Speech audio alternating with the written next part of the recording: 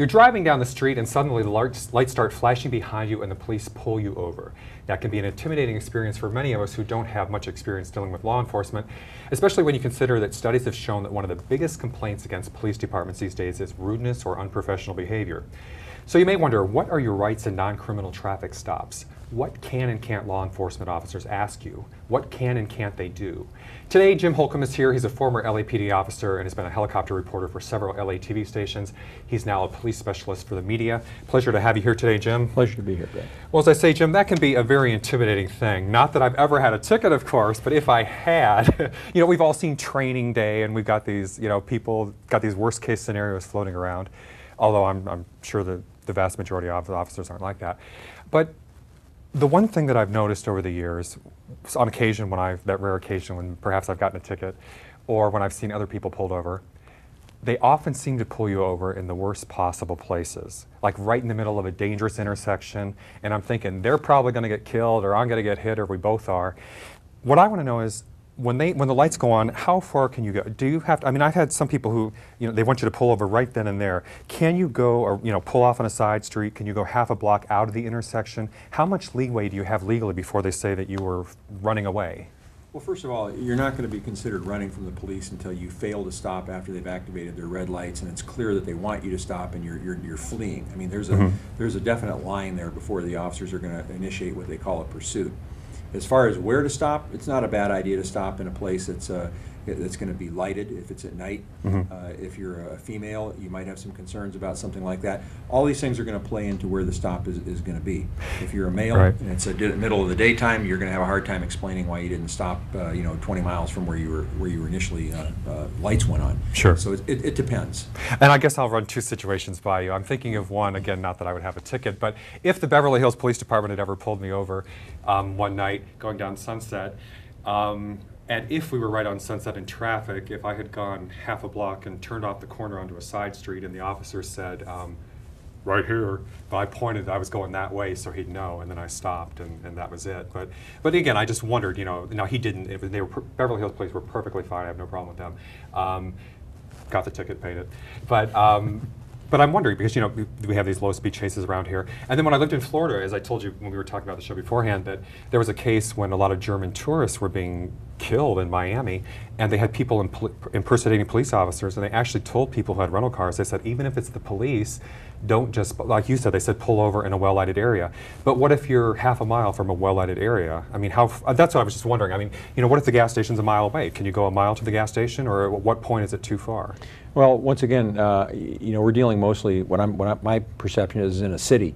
A well-lighted area certainly isn't going to be very far away, but you'd have no problem with stopping in an area that's well-lighted. That's not going to affect the violation that you're being stopped for. Okay. If you do get stopped and the officers are questioning you about why you stopped in that location, you can explain to them what you just explained to me. Once again, that's not going to affect the citation, and it would be perfectly within your limits and within your rights to do that. Okay. But if you, actually, you're the traffic chase guy, right? So as long as you don't do that where they take off and the helicopter is following you, then I guess you're okay, right? So. Well, that's true. And you know, in California, it takes quite a bit to be considered guilty of 2800 of the vehicle code, which is failing to yield to you know, to an officer trying to stop you. I see. And it has to be very obvious that you know the police are behind you. They have to be in a marked black and white police vehicle displaying a red light. They have to be in uniform, and you know, you have to know that these people are chasing you before that statute is ever gonna stick. Okay. Well, and you know, and then the next thing, of course, when you're pulled over, and again, I'm talking about non-criminal situations. I'm not trying to help people beat drunk DUI tickets or beat tickets, but I'm just saying you're going down the road and you may not even know why you were pulled over, or let's say again it's a minor infraction if you do know. One of the first things people want to know, though, is what I do. Now, I guess I have two questions about that. Is one, do they have to tell you? I mean, does the law say that, you know, are they supposed to tell you without asking, or do you have the right to ask if they don't tell you? And what do they have to tell you? Most police officers will approach the car and they'll ask you for your driver's license and your registration and your proof of insurance. Those are the three things that you have to have, and you have to show them when they stop you, regardless of anything. Once they have those three pieces of paper in their hand, then they'll usually ask you, do you know why I stopped you? And that's an opportunity for you to say, oh yeah, I blew the red light back at the corner. or to say, no, what happened, or what's going on.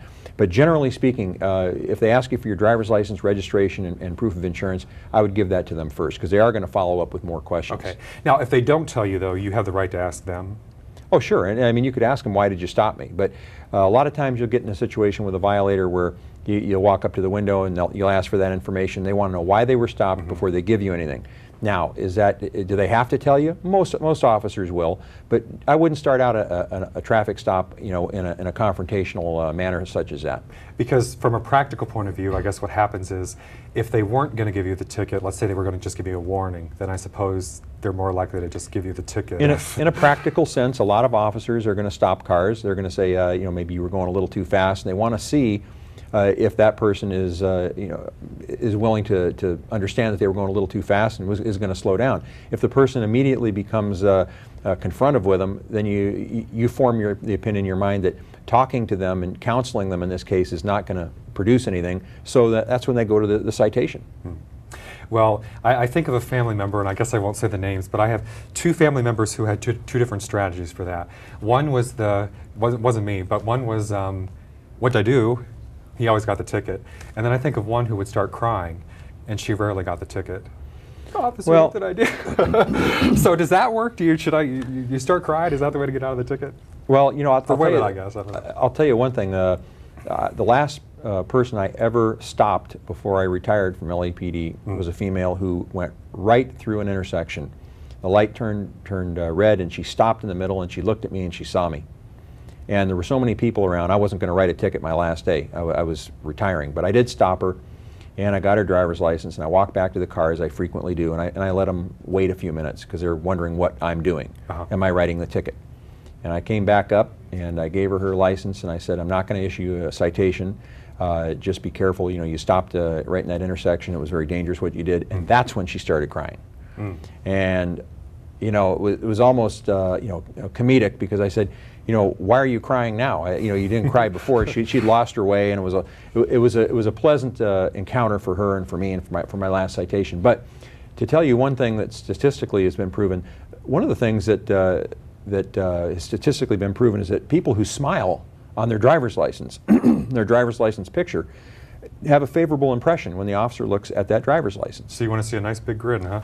A lot of times, that's probably my problem. I guess I need a bigger smile on that photo. Well, if you have a choice at the DMV, smile, because that's just puts a little subliminal message in that officer's mind, and it all depends really, again, on how serious a violation was, what your attitude is. A lot of things that are going on in a citation. I don't think I've ever. I'll have to remember that at DMV, because normally if you're waiting at DMV, you're usually so fatigued from being there for 3 hours in line or something that it's hard to smile by the time you get up there. But I'll have to remember that. I think I've only beaten one ticket in this, or gotten out of one ticket, and I always feel like if they're pulling me over, I'm going to get the ticket, and if I didn't do something, then they won't pull me over, and I won't get the ticket. The only time I've ever gotten out of a ticket, though, that I can think of when they pulled me over, was in Spain on vacation, and it was early on a Sunday afternoon. I was along in the resort area, Costa del Sol, and I was on one side of the road and basically turned around or did an illegal U-turn, but there were no cars on the street except a police officer who saw me.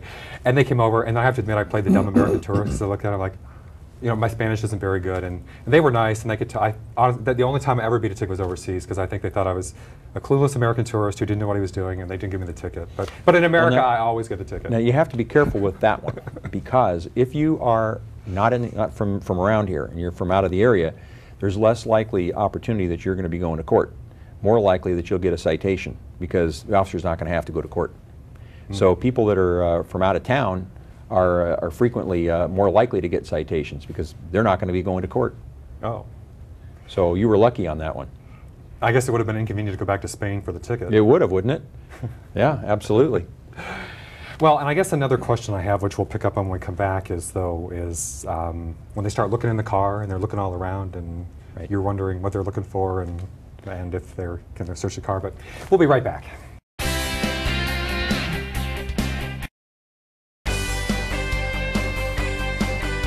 And we are back with Jim Holcomb today, talking about your rights during non-criminal traffic stops. And again, I just want to make the point I did during the break that, I'm not trying to help people get out of DUI or beat tickets, but I just want to know for the average person who presumably, average law-abiding person, you're going down the street and you get pulled over. Maybe you do know why, maybe you don't. And maybe it's worth making the point too, for some of the reasons why you might get pulled over when you don't know why. Well, frequently people do things that they don't realize, and a lot of times they are profiled for one reason or another. Meaning your car matches the description, or you match the description? You could match the description of a car they're looking for. Typically, late at night, looking for drivers that are driving under the influence. If the person has their window down on a cold night, or they're smoking a cigarette inside of a car, these are all things that are warning signs to police officers they look for, in addition to things like swerving, lane straddling, someone who may come to a green light and stop or wait a long time before they go, someone who's going too slow or too fast. There's a lot of little characteristics that they're looking for that you may be doing because you see the police behind you. You see them and all of a sudden you think, uh-oh, I'm going to get stopped, and immediately your pattern changes, and all of a sudden you slow down. That's characteristic of someone who might be driving under the influence. So they might be stopping you to find out about that, but they will stop you sometimes for a traffic violation in addition to that.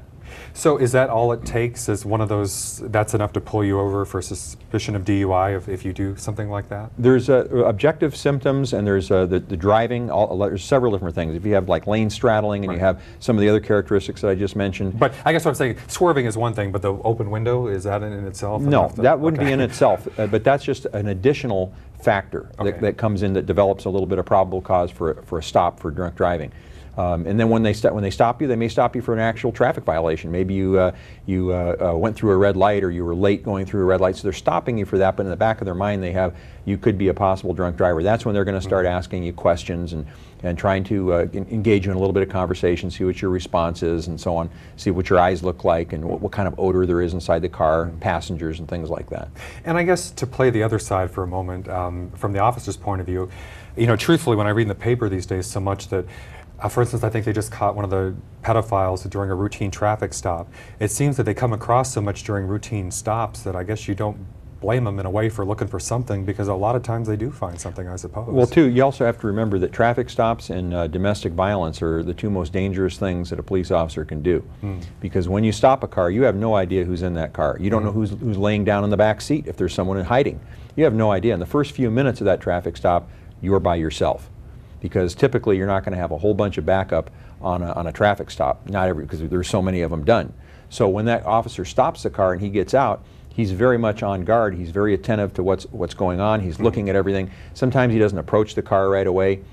There's different things you do in different stops depending on what kind of a sense you get from the way the person pulls over, the way they react to the red lights being turned on, and so on. Well, and I think that's an excellent point, but I want to ask you now again from the other side, going back to the driver. Granted, police obviously take their lives in their hands, every time they do pull a car over. And again, I'm not trying to be anti-police, because when something goes wrong, what do? You call the police, and thank God they're there, and we're all glad they are. But yet, as I say, they've done studies that, we've seen Training Day, we know there are rogue police officers, we've heard of Rampart. They've done studies. The #1 complaint against the Sheriff's Department in LA is rudeness or unprofessional behavior. I guess what I'm saying is, what is your personal philosophy? I have sometimes seen, whether it was in my pullover or just in general, do the officers, is it smart to always come on strong? Do you always need to be, pardon my saying it, to a police officer, or do you always have to be a jerk when you pull somebody over, or can you be nice? I mean, is there strategically? I mean, do you always have to be, in the movies, everybody I blame it on the movies, we have Shaft and Don't Take Any Crap. I mean, as an officer, do you think that, is that wise or smart? Well, the movies give a very skewed view. I've noticed that people in movies seem to really like it when the officer goes up and he's got something smart to say. They love those kind of comments, although in real life, those aren't tolerated by most modern-day police departments. Rudeness is not tolerated. Professionalism is. And professionalism means that when they approach your car, they're going to be very businesslike. As I just mentioned, they're going to be very attentive to what's going on. They don't know who they have. And I don't really see a whole lot of smart cracks and a lot of things like that going on nowadays in police work. That may be perceived as being something to the driver, because remember, when those lights come on, it's like your blood pressure goes up, everything changes. When you're normally easygoing, all of a sudden you act very stiff, and you don't even know why you're worried. Personally, I was coming home one night. I am a police officer, and I got stopped, and when the red lights came on, I just it just completely just changed my whole attitude. Yep. And I've heard other police officers say that too. Oh, yeah. I think we all feel that way. Like you said, you feel like, oh, what's going on or what happened?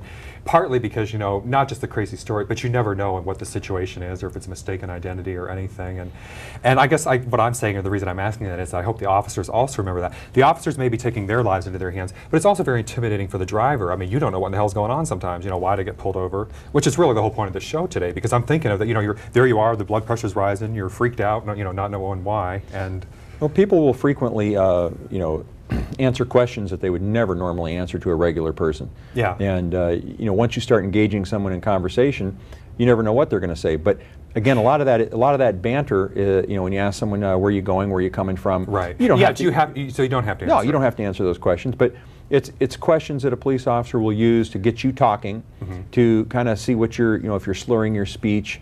If you appear to be covering something up, but once again, you don't have to answer the questions. Well, I had somebody once, again, not that I'm going to sound like I've had some tickets in my life, and not that I would want to suggest that, but if I had, remember on one occasion when an officer might have been looking at a styrofoam cup on the floor. I have a tendency to throw things on the driver's or passenger seat, and looking at a styrofoam cup or I don't know, a McDonald's cup or something, and saying like, "What's that?" And I said, "Well, it's soft drink cup or something," and maybe they thought it was an open container. I don't know what it was. At what point can they search your car? I mean, if they think that that my McDonald's cup is a beer can, I mean, at what point? If their stop develops probable cause in one direction or another to determine that you've committed a crime or there's the fruits of a crime inside your car, they can go ahead and search your car. What's probable cause? Probable cause is basically the set of circumstances that would lead an officer with a certain amount of training and a certain amount of understanding and experience to believe that a crime has occurred. And that crime could be driving under the influence. It could be open container inside of a vehicle. They could look around. They could see what they believe is a weapon underneath the seat, something protruding that looks like the barrel of a handgun or something of this nature. There's many things. They could see narcotics in an ashtray. It just all depends what they think they see. And they could ask you to step out of the car. And most of the time, they'll ask you, is it okay if I look in your car? They may ask you if it's okay if I look in your trunk. Yeah, exactly. So what if they say, what if they want to search a trunk? And if you give them consent, they can do all of those things. And then you're really opening a can of worms, because if there is something in the trunk, not that I don't know what it might be, but so you can say no. Sure, you can say no. And what happens now? You told me though they might still search the car anyway, right? Yeah, and it would depend on whether they have probable cause. How much probable cause? Maybe they don't have enough probable cause, but they're asking for a consent search because they want to go look in your trunk. If you tell them no, now they have to decide whether they want to go in or not, or whether they want to impound that car and get a warrant. Now again, I'm escalating this quite a bit depending on what they see in the car. If you really think that you have something really good, and you know you can put this guy under arrest, you'll arrest him, impound his car, get a warrant, and go search the car. Now, what if you say, okay, so they can't just go ahead and search it on the spot? Sure, they can. Okay. You can do it. You can do a search if you're looking for certain types of evidence that could be destroyed. If you think there might be some exigent circumstances that are involved, there's different things that would allow you to go ahead and do a search. But if you don't give them consent, there's the risk that later a judge could decide that they weren't authorized to search the vehicle, and if the judge decides that they were not authorized to search the vehicle, in California we have what's called the exclusionary rule, which means that if it's deemed that it was an unlawful search, then anything they found in the car could not be admitted against you in court. And when we were talking beforehand, you said, listen, even if they find a dead body in the trunk? If it's an illegal search, unfortunately, anything they find in the trunk cannot be used against you. Wow. I mean, it doesn't mean you won't go to jail for that. It just means that they have to prove the case not using that evidence. Not using that evidence. Well, okay, so let's say, again, we're talking more worst case scenarios, unfortunately, today, but you're pulled over. Let's say someone is kind of aggressive or rude or whatever. For instance, I had one police department once if I made a complaint about the officer's behavior, had said, we want our officers to be that way. We want them to be strong and tough. And I'm thinking, well, yeah, you have to be a jerk to everybody. but let's say somebody, in your opinion at least, whether or not a third party would agree, if you feel that they do cross the line, what can you do on the spot and later, or how do you handle that if you want to make a complaint? Well, the first thing is most departments exclude arguments over whether you're guilty or not guilty from making a personnel complaint. In other words, if your only complaint is you didn't run through the red light and the officer lied, that's not going to be an issue for a personnel complaint. Okay. If there's rudeness, if there's some inappropriate activity, some inappropriate behavior, what I would do is ask to speak to a field supervisor. Okay. And you can always do that. You can get the officer's name. Of course, his name is going to be on the citation. You can always ask for his name or his business card. And did they have to identify themselves if it's not clear on the ticket or whatever? In a polite manner, ask them for their business card, look at the name on the citation, ask to speak to a field supervisor, and they'll supply that for you. You may have to wait a little while, but they'll supply that for you. And then what's supposed to happen then? I mean, by law, they have to take a written complaint, or if you want to make a statement or something like that, they have to do a formal investigation? If you talk to the supervisor and you're happy and he's happy, there's no documentation. If you insist on a complaint, then they have to take one. And regardless of how frivolous it is, even though it may come back unfounded or exonerated against the officer, they'll have to take one. Now, when you said that, let's say that the fact that you disagree over the situation of it, if you feel the ticket was issued falsely, that's not a reason for disciplinary action. A personnel complaint. A personnel complaint. However, wouldn't you agree, though, that if a person is out there in the field issuing false tickets, though, that really is a problem that would not just be, you know what I mean, maybe if, okay, there are judgment cases where, who knows, you know, maybe we saw it differently and maybe you're right and maybe I'm wrong, whatever. But there could be a case, though, where that really could be a problem if the person's out there routinely doing this. Right, and this is where good police supervision comes in. If you call a supervisor and he comes out and talks to you, perhaps you're just the one person he's talked to, he's never had a problem with this officer, and he's a great officer, and it's going to go nowhere. But you could be the second, the third, the fourth, the fifth person.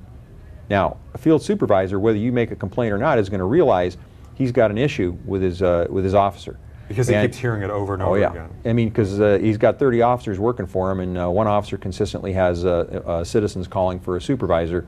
That officer is going to get spoken to, and he's going to get some sort of attention as to why these people that are not connected are all have the same story. Well, that's why I feel it's important to document what happened. I mean, even if they say later we'll take it to court and let the judge decide, but I feel that way, if there is a pattern, then at least there's some written evidence. And how long does that stay in the personnel file? What, a personnel complaint? Yeah. Typically, it stays in there forever. I mean, really? They're not open to the public, but those are retained for the career of that officer. Okay. We'll be right back.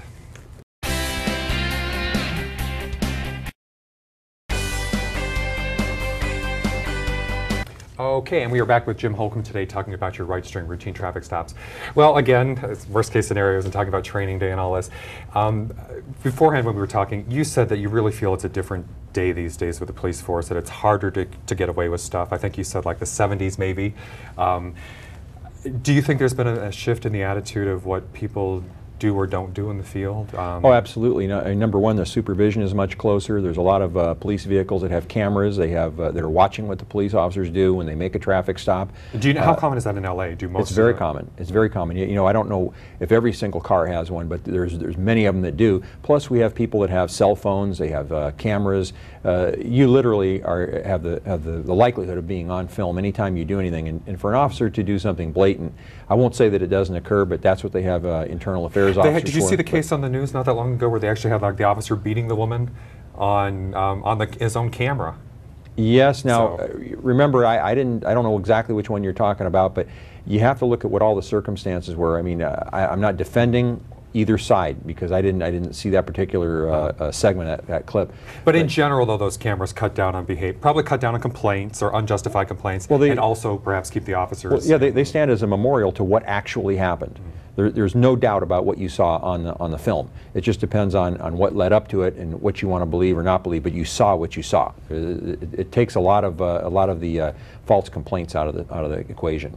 Now, I believe you also said that the judges these days are not. I think the idea used to be that the judges would pretty much the presumption of they favored the law enforcement officer, but that's not necessarily the case these days. Well, you know, if it comes down to a he said, she said, and both people are adamant, they're usually going to come down on the side of the police officer because he's the professional, he's the one that writes all the citations, he's the one that comes into court. But just like the officer that issues a citation, the same officer goes before this judge time and time again. If he hears a complaint from a citizen, I never did that.